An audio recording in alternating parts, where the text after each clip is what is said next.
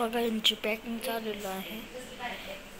तुम्ही नक्की ऑर्डर द्या. त्यांनी किती ऑर्डर घेतल्यात आपल्या शेवया घेतल्यात, खारवडे घेतल्यात अर्धा किलो. बघा 1 किलो काय बघा शंभरचं काय पडपड होतं का आणायची का बोलू राहिला बाबू का तू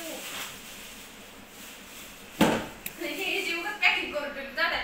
आले 1 किलो अर्धा किलो खारवडे देता येईल. तर खारवडे लक्षात राहू द्या.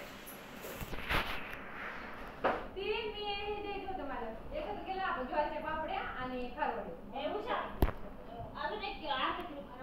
काकू काकू